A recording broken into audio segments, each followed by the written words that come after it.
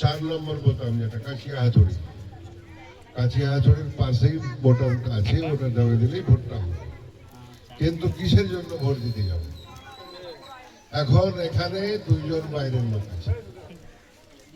একটা যে শাসক ক্ষমতায় পশ্চিম বাংলায় আছে তার একটা লোক হলো আপনার দিল্লিতে যারা শাসন করছে তার একটা। এই দুজন কিন্তু এখানকার না, বা জন্মসূত্রে ছেলেটা যেটা বিজেপির, তার হচ্ছে বাড়ি লালখোলা, কিন্তু থাকে কলকাতায়।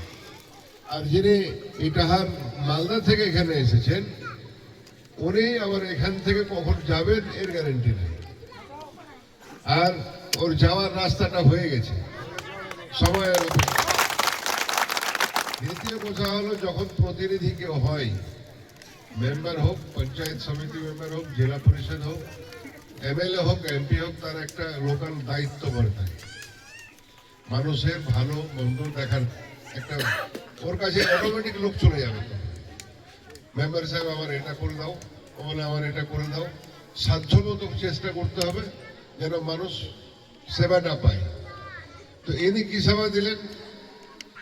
ইনি যে সেবা দিলেন সেটা পরে আসছে। যেমন এই ছেলেগুলো, আজকে আপনার এখানে যে স্কুলটা আছে, পৌটি হাই স্কুল, বাম জামানায় কতগুলো স্টাফ ছিল, এই জামানায় কতগুলো আছে? শিক্ষাটা কোথায় গেল? শিক্ষার অবস্থাটা আমাদের কোথায় গেছে? আর শিক্ষা যদি না থাকে, যে কোনো সম্প্রদায়, শিক্ষা যদি না থাকে, যে সম্প্রদায়ের শিক্ষা থাকবে না, ওরা সম্পূর্ণরূপে মানুষ হতে পারবে। তাহলে মমতা ব্যানার্জি আর নরেন্দ্র মোদী প্ল্যান করে আমাদের দেহাত থেকে, গাঁও থেকে শিক্ষাটাকে তুলে দেওয়ার চেষ্টা করছে। পশ্চিম বাংলায় 8,500 স্কুল উঠেছে। তার মধ্যে স্কুল যেগুলো উঠে গেছে তার মধ্যে আপনার রসাখোয়া গার্লস, আমাদের বামফ্রন্টের জামানায় হয়েছিল, আজকে উঠে গেছে। এইভাবে গোপালপুর প্রাইমারি স্কুল উঠে গেছে।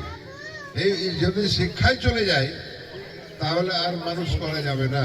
আর এটা চাইছে ওরা, মানুষ যত নিরক্ষর থাকবে, শিক্ষায় কম থাকবে, ততদিন মানুষকে বেকুব বানিয়ে রাজনীতি করা যাবে। আমাদের কথা হলো শিক্ষাটাকে ফিরিয়ে আনতে হবে।